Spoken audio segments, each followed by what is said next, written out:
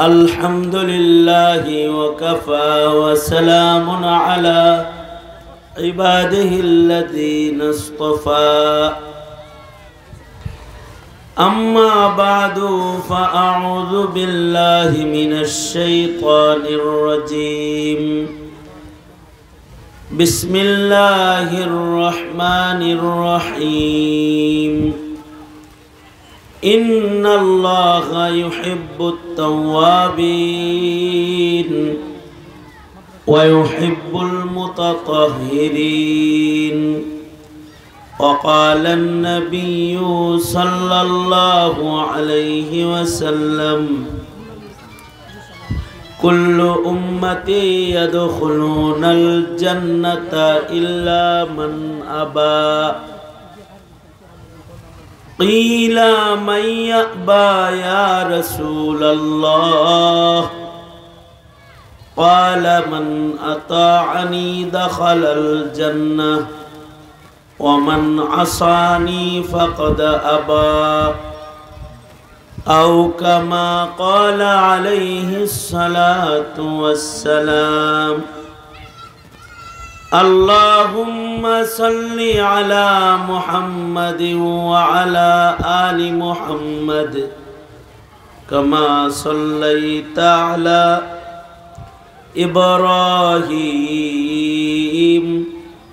وعلى آل إبراهيم إنك حميد مجيد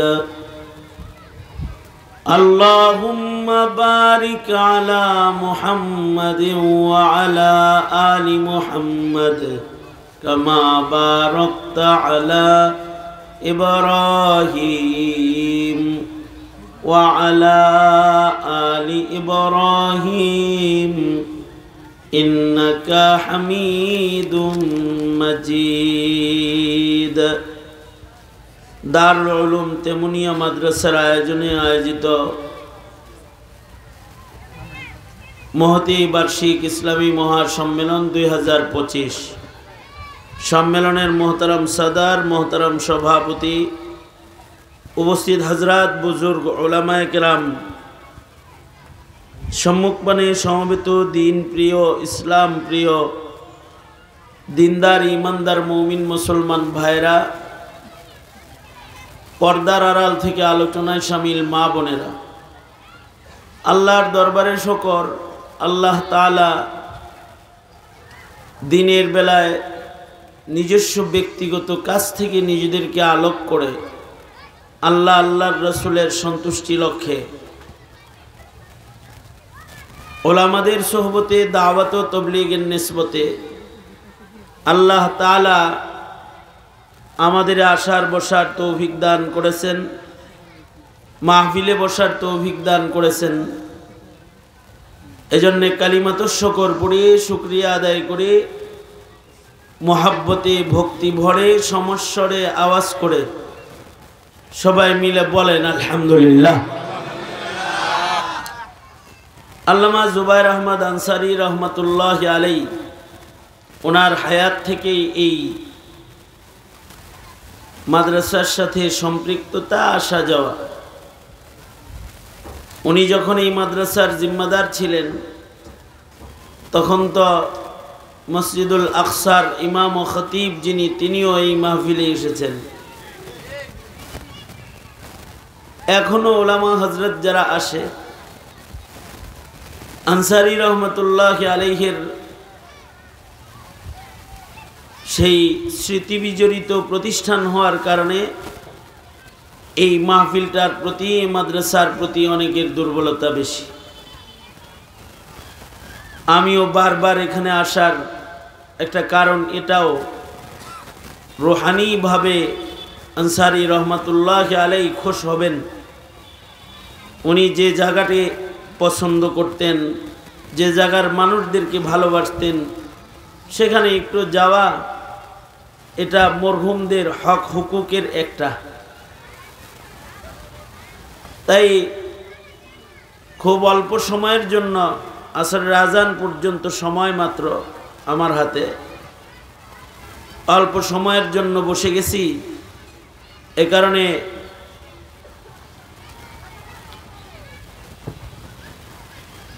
আমাদের অন্যান্য মেহমান যারা, তাদের অনেককে সময়ও দিতে পারি নাই। বিশেষভাবে আব্দুল নূর ভাই, ওনার কথা শেষ হয় নাই, কিন্তু ওনার ঘাড়ের উপরে এসে দাঁড়ায় গেছে। বন্ধু মানুষ। আবার আপনাদের এলাকার সন্তান আশরাফি সাহেব, ওনারও তো 1-1 ঘন্টা সময় লাগে। ওনারা বলছি 2 মিনিটে কিছু করেন। যাই হোক, আমার হাতে সময় কম, তাই সকলের সময় কেড়ে নিছি আর কি। কেড়ে নিয়ে আপনাদের সামনে বসে গেছি। খুব সংক্ষেপে কিছু কথা। এই পৃথিবীতে কিছু মানুষ আছে, এরা সারা জনম নিজের বিবি বাচ্চা আত্মীয় স্বজনদের হক আদায় করে যায়, আল্লাহর হক হায়াতে আদায় করার টাইম পায় না। তাদের উপরে তাদের বিবি বাচ্চারা খুশি থাকলেও মহান আল্লাহ তাদের উপরে নারাজ থাকে। কিছু মানুষ থাকে, এরা রাজনীতি কইরা জিন্দেগি শেষ করে। এরা দলের কাম করতে করতে দিনের কাম ভুলে যায়। এরা দলকে খুশি করার জন্য দলের নেতাকে সময় দেয়, দলের নেতাকে খুশি করার জন্য অর্থ ব্যয়, সময় ব্যয়, শক্তি ব্যয় করে। দলকে খুশি করার জন্য কখনো কখনো এরা হেলমেট পরে, পিস্তল হাতে, গুলি লইয়া, পিস্তল ধারালো অস্ত্র নিয়ে রাস্তায় দাঁড়ায় যায়, দলের স্বার্থকে উদ্ধার করার জন্য। এদের জীবনে এরা দিনের স্বার্থ বলতে কোনো কিছু বুঝে না। তাদের উপরে তাদের দল খুশি থাকলেও মহান আল্লাহ তাদের উপরে নারাজ থেকে যায়। কিছু মানুষ আছে, এরা সরকারের চাকরি করে, সরকারের পা চাটা গোলাম আর তাবিদার হয়, এদের উপরে সরকার খুশি হয়।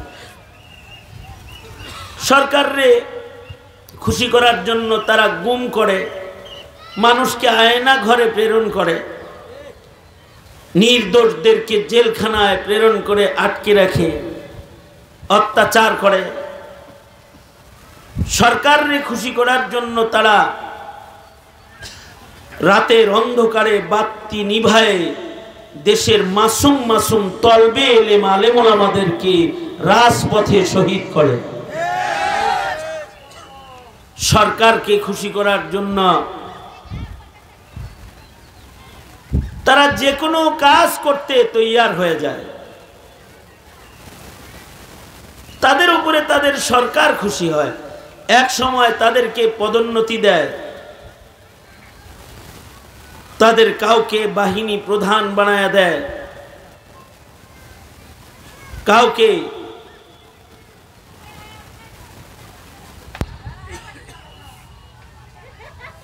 বড় ধরনের সুবিধা দিয়ে তাকে সম্মানিত করে, গোল্ড মেডেল দিয়ে দেয় তারে খামাখা। অথবা তার সম্মানের আলোচনার আয়োজন করে তাকে পদক দেয়, তার আকাম কুকাম ঢাকার ব্যবস্থা সরকার করে বলে। কেন? সে সরকারের আস্থাভাজন, সরকারের প্রিয়। তাই এই পৃথিবীতে কিছু মানুষ আছে যারা ভিনদেশি দাদাদেরকে খুশি করে, যেমন শেখ হাসিনা ভিনদেশি দাদাদেরকে খুশি করে, ভারত আমেরিকারে খুশি করে, আল্লাহরে খুশি করার টাইম এরা পায় না। যেমন মোদিরে খুশি করার জন্য, ইন্ডিয়াকে খুশি করার জন্য এই দেশের হাজার হাজার আলেমকে শেখ হাসিনা গ্রেফতার করেছে, শুধু মোদিরে খুশি করতে। মোদি বাংলাদেশে আসবে, এদেশের আলেমরা চায় নাই কসাই মোদি বাংলাদেশের মাটিতে পা রাখুক। ওলামায়ে কেরাম মোদি বিরোধী আন্দোলনে অংশগ্রহণ করেছেন, ব্রাহ্মণবাড়িয়ায় রক্ত ঝরেছে, লাশ পড়েছে, হাটহাজারীতে লাশ পড়েছে। শেখ হাসিনা মোদি দাদারে খুশি করার জন্য ঢালাও ভাবে আলেমদেরকে গ্রেফতার করেছে। তো ভারতরে খুশি করার জন্য সব করতে রাজি। এই পৃথিবীতে কিছু মানুষ আছে, এরা ভারতের খুশি তালাশ করে না, সরকারের খুশি তালাশ করে না, তারা আল্লাহরে খুশি করার জন্য নিজের জীবন দিতেও তারা রাজি। কিছু মানুষ আছে যাদের জীবনে তারা আল্লাহরে খুশি করার জন্য সব করতে রাজি।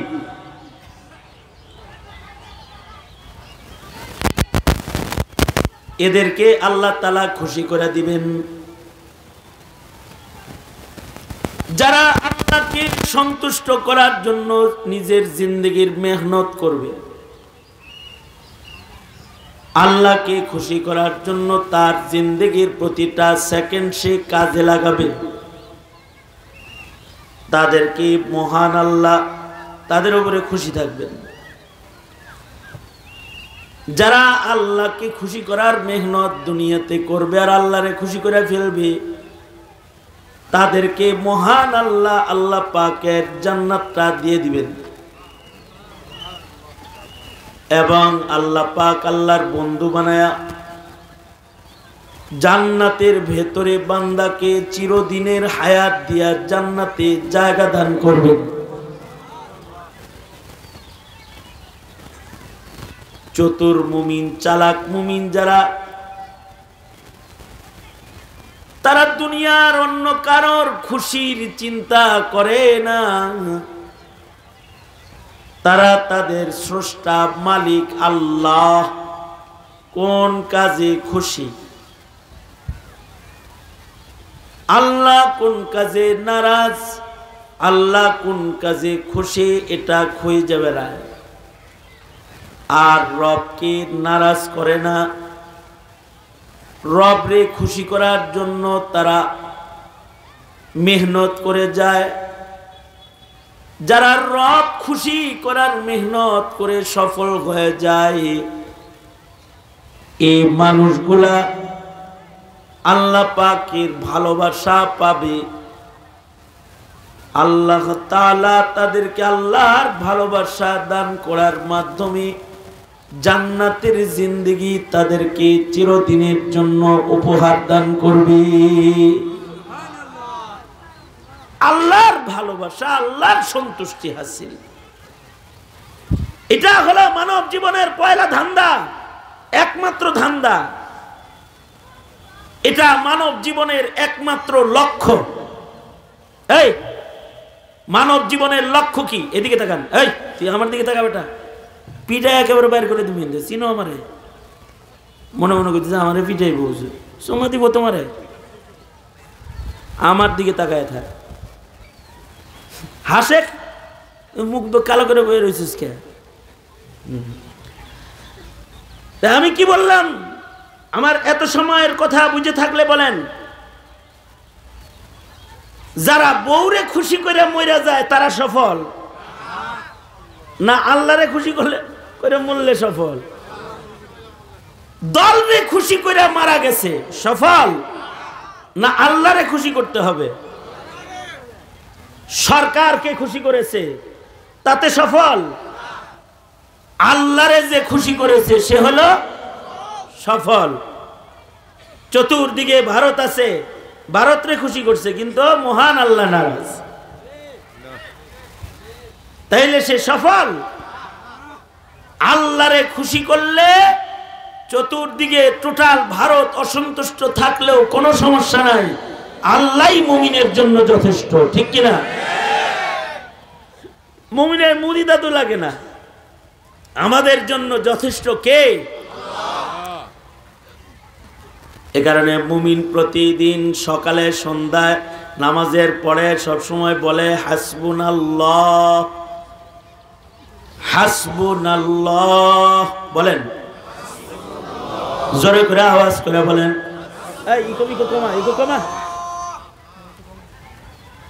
হাসবুনাল্লাহ আরো জোরে করে বলেন হাসবুনাল্লাহ হাসবুনাল্লাহ। এটা মুমিনের স্লোগান, তার মানে হলো মুমিনের জন্য যথেষ্ট কে? আরো জোরে বলেন মুমিনের জন্য যথেষ্ট কে? মুমিনের জন্য আল্লাহ যথেষ্ট। যেই মুমিন আল্লাহরে সন্তুষ্ট করে ফেলেছে, সারা দুনিয়া যদি তার মুখালেফ হয় তার কিছু যায় আসে না, কারণ তার পক্ষে আছে আল্লাহ। তখন আল্লাহ হয়ে যায় মুমিনের জিম্মাদার। আল্লাহু ওয়ালিউল্লাযিনা আমানু, মহান আল্লাহ মুমিনদের জিম্মাদার। আল্লাহ তাআলা নবীদের ইতিহাস বর্ণনা করে আল্লাহ তাআলা মুমিনদেরকে নুসরত কেমনে করেন এটা দেখাইছেন। যেমন ইব্রাহিম আলাইহিস সালাতু ওয়াস সালাম, ওনার পক্ষে কেউ নাই, ওনার পক্ষে একমাত্র একজন, তিনি কে? জোরে বলেন। মা পক্ষে ছিল, বাবা পক্ষে ছিল, এলাকার মানুষ পক্ষে ছিল, সরকার নমরুদ সরকার বিপক্ষে ছিল, সব বিপক্ষে, কিন্তু ইব্রাহিমের পক্ষে কে আছে? ইব্রাহিম আমাদের মুসলিম জাতির পিতা, ইব্রাহিম আলাইহিস সালাতু ওয়াস সালাম। ইব্রাহিম আলাইহিস সালাতু ওয়াস সালাম উনি একা, ওনার সাথে কেউ নাই। আল্লাহ তাআলা ইব্রাহিমের পক্ষে, তো আল্লাহ যখন ইব্রাহিমের পক্ষ হয়ে গেছে, তো সব বিপক্ষের শক্তিকে মাথা নত করাইছেন কে? জোরে বলে। শেষ বেলায় তো নমরুদে ইব্রাহিম নাম শুনলে ভয় পাইত। ইব্রাহিম আলাইহিস সালাতু ওয়াস সালাম ওনার সামনে দাঁড়ায় নমরুদও কথা বলার সাহস পাইত না। কারণ কি? কারণ হলো ইব্রাহিম আলাইহিস সালাতু ওয়াস সালামকে আল্লাহ তাআলা আগুনের মুজিজা দান করেছেন, যে ইব্রাহিম আলাইহিস সালামকে আগুন পুড়ে না, এমন আগুনের কুণ্ডলী বানাইছে যার উপর দিয়ে পাখি উইরা গেলে পুইরা যায়। এই আগুনের কুণ্ডলীর ভেতরে ইব্রাহিম পুড়ে না, কারণ ইব্রাহিমের পক্ষে কে? জোরে বলেন। ইব্রাহিমের পক্ষে তো আল্লাহ। নমরুদ ভয় পায় যে ইব্রাহিমের বিপক্ষে গেলে যদি এবার আগুন টাগুন চালান করে, যেমন আমেরিকায় এখন আগুন জ্বলতেছে, নিভাইতে পারে না। কে জ্বালায়? জোরে বলেন, আওয়াজ করে বলেন, কে জ্বালায়? আল্লাহ যদি ধরে ফেলা, আল্লাহ শক্তির সাথে মহাশক্তি, মহাশক্তি কুলায় না।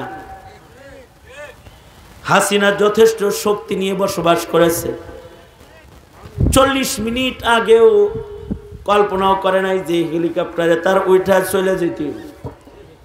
আসলে হাসিনার উপরে আল্লাহ নারাজ হয়ে গেছে, কারণ যারা মূর্তি পূজক তাদের উপরে কি আল্লাহ খুশি? যারা মূর্তি পছন্দ করে তাদেরকে আল্লাহ পছন্দ করে। শেখ হাসিনা মূর্তি বানাইছে, এটা বোলানোর জন্য মসজিদ বানাইছে। সব উপজেলায় একটা করে মসজিদ বানাইছে, আর সব উপজেলায় বাবার মূর্তি বানাইছে, ভাস্কর্যও বানাইছে, মসজিদও বানাইছে। দিলের ভেতরে ছিল ভাস্কর্য আর মসজিদ বানাইছে, এটা হলো আইওয়াশ। মসজিদ বানাইছে কিন্তু মসজিদে কাউরে যাইতে বলে নাই, কিন্তু মন্দিরে যাইতে বলছে। নিজের মুখে বারবার ঘোষণা দিয়েছে, ধর্ম যার যার, পূজা উৎসব এটা সবার। পূজায় গেলে কি সেজদা দেওয়া দেখে নাকি মূর্তি পূজা দেখে? হ্যাঁ, কথা বলেন না, কি দেখে? এইগুলা কইরা বাবার ভাস্কর্য যেগুলো বানিয়েছে সারা দেশে, ওগুলো সম্মান করা, প্রজন্মের ছোট ছোট বাচ্চা, প্রজন্মের মানুষদেরকে শিক্ষা দিছে। এ মূর্তিরে দেখো কেমনে সম্মান করে, তার মানে আমার বাবারে যে ভাস্কর্য বানায় দিছি এটাও সম্মান করবা। আরে ওই মূর্তিরে তো চিনো না আমার বাবা, তোমাদের বঙ্গবন্ধু স্বাধীনতার স্থপতি, তাকে তো তোমরা চিনো, সুতরাং তারে সম্মান করবা। আসলে দাওয়াত দিয়ে গেছে মূর্তি পূজার। আই ওয়াশ মসজিদ বানাইছে, একটা করে মসজিদ উপজেলায় বানাইছে, কিন্তু সারা দেশের যত মসজিদ আছে সব মসজিদে এতাতি আর ওয়াজাহাতি পিটাপিটি লাগাইছে। এতাতি ওয়াজাহাতি পিটাপিটি। ইজতেমার মাঠ যেখানে চোখের পানি ছাড়া অন্য কিছু পড়ে নাই, ওইখানে মানুষের গায়ের রক্ত ঝরাইছে। এইভাবে করে মানুষদেরকে দিন থেকে দূরে সরানোর চক্রান্ত করে গোমাতা পড়াইছে। গোমাতা রসুল পড়ায় নাই, নবী পড়ায় নাই, দিন পড়ায় নাই, গোমাতা পড়াইছে। সমকামিতা পড়াইছে, ট্রান্সজেন্ডার পড়াইছে। আমাদের প্রজন্মকে দিনহীন বানাইবার মেহনত করে গেছে। পাপে সারে না বাপেরে, এমন দৌড়ানি দিছে যে হাইটা যাইতে পারে নাই, ওইরা পালায়া আশ্রয় নিছে। বিচার কার? জোরে বলেন, আরো জোরে বলেন, বিচার কার? বিচার আল্লাহর। আল্লাহ বিচার করছে। আল্লাহ তাআলা বিচার করলে এভাবেই করে যে আল্লাহ তাআলা আলেমদের উপরে যে অত্যাচার, এর বিচার এমন ভাবে করেছে। 5 তারিখে নতুন ভাবে দেশ স্বাধীন হয়েছে, এটা আমার শেষ কথা। আমি তারপরে 2 মিনিটের একটা কথা আছে, তাতে আমার আয়াত হাদিস বুঝে আসবে। 5 তারিখে দেশ স্বাধীন হয়েছে।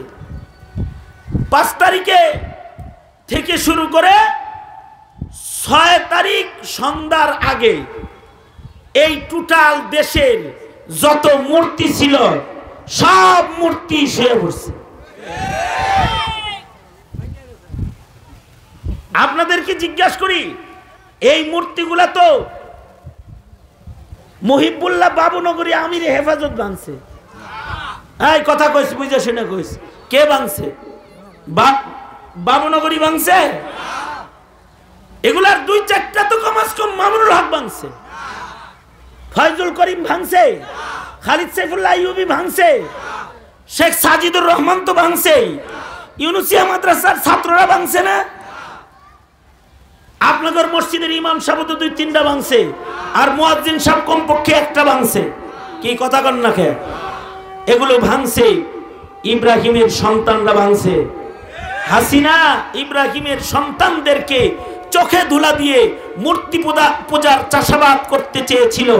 ইব্রাহিমের সন্তানরা রাজপথে ছিল, ওরা 24 ঘন্টার ভেতরে শুধু মূর্তি ভাঙে নাই, ভাঙ্গা এর উপরে পেশাব করে দিয়েছে। দেখাচ্ছে এটা মূর্তি পূজার দেশ না, এটা আল্লাহর গোলামদের দেশ, এটা আল্লাহর গোলামদের দেশ। আল্লাহ তাআলা কোনো মুশরিককে পছন্দ করে না। আল্লাহর সাথে কোনো মুশরিকের খাতির নাই। কেউ যদি আল্লাহর ভালোবাসা চায় আর যদি আল্লাহকে ভালোবাসতে চায়, তাকে শিরিক মুক্ত ঈমানের মালিক হইতে হবে। আর আমলে সালেহকারী মুমিন হইতে হবে। ফামান কানা ইয়ারজু লিকা রাব্বিহি ফালইআমাল আমালান সালিহাও ওয়ালা ইউশরিক বিইবাদাতি রাব্বিহি আহাদা। আমি একটা কথা সেটা বুঝাইতে চাই, সেটা হলো এই, বেঈমান হইলে আল্লাহর ভালোবাসা পাইবে না, রহমত পাইবে না হাসরে। সুতরাং ঈমান রক্ষা করো, জাতির ঈমানকে রক্ষা করার মেহনত করো। কথা বলেন ঠিক না? ঠিক জোরে আওয়াজ করে বলেন। ঈমান রক্ষার দাওয়াত নিয়ে এসেছে বিশ্ব ইজতেমা আপনাদের সামনে। তারিখ কত? 31/1/2 মনে থাকবে? এটা কিসের দাওয়াত? জাতিকে ঈমান শিখানোর দাওয়াত, দাওয়াত তাবলীগ এর বিশ্ব ইজতেমা। এটা সফল করুন ইনশাআল্লাহ। বলেন এই তবলিগ করবেন কাদের লগে? ইঞ্জিনিয়ার গো লগে না আলেমদের লগে? জোরে আওয়াজ করে বলেন কাদের লগে করবেন? জোরে বলেন। আলেমদের সাথে তবলিগ করবেন। পীর মুরিদি করবেন। কোন পীর মুরিদি? হ্যাঁ, যেই পীর মুরিদিতে আলেম ওলামার সমর্থন আছে সেই পীর মুরিদি। রাজনীতিও করবেন ওইটা যেই রাজনীতিকে আলেম সমর্থন করে। মনে রাখবেন, যদি আলেম সমর্থিত রাজনীতি সিয়াসাত না করেন তাইলে সন্তানগুলা হয়তো হিন্দু হবে, নয়তো নাস্তিক হবে, নয়তো মুরতাদ হবে, নয়তো কাদিয়ানি হয়ে কবরে চলে যাবে।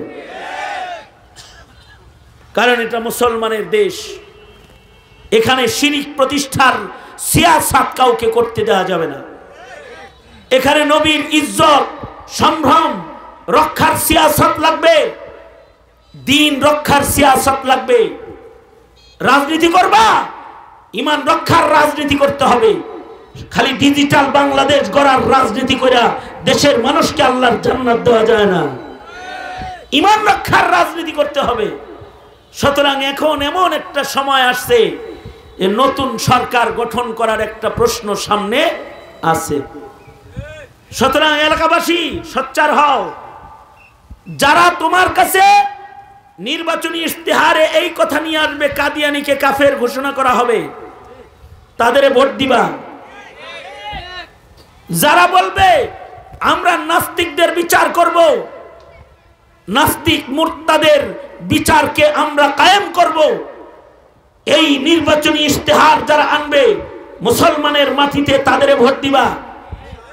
যারা হিন্দুত্ববাদ, নাস্তিক্যবাদ, কাদিয়ানি মতবাদ, ইহুদিয়াত প্রতিষ্ঠার সুপ্ত গুপ্ত আন্দোলন লয়ে মাঠে নামে, তাদের ধোঁকায় পড়ে তাদেরকে যদি দেশ ছেড়ে দাও চালাইতে, কয়দিন পরে মসজিদে আজানও দিতে পারবে না তোমরা। এটা মোল্লাদের কথা, মনে রাখো। সুতরাং আমার দেশের কোন মাদ্রাসার ছেলে কখনো মারামারি করে নাই, ওরা কখনো ধারালো অস্ত্র নিয়ে ঘুরে নাই, ওদের জঙ্গি বলেছে। আলেম কখনো খুন করে নাই, গুম করে নাই, অস্ত্র নিয়ে ঘুরে নাই, তাদের জেলখানায় থাকতে হয়েছে। আলেমদের অপরাধ কি? আলেমদের অপরাধ হলো আলেমরা জাতিকে ঈমান বুঝায়, আমল শিখায়, এটা হলো অপরাধ। এই কারণে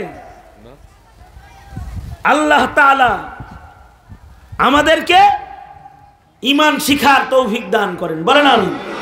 আমাদের প্রজন্মকে ঈমান শিখানোর তৌফিক দান করেন, বলেন আমিন। এই বেজোড়া মাদ্রাসা ঈমানের কেন্দ্র, এই মাদ্রাসার প্রতি খেয়াল রাখবেন ইনশাআল্লাহ। বলেন, আওয়াজ করে বলেন ইনশাআল্লাহ, জোরে করে বলেন। মাদ্রাসার সাথে আছেন তো ইনশাআল্লাহ? কারা কারা আছেন? হ্যাঁ, দোনাত তোলেন,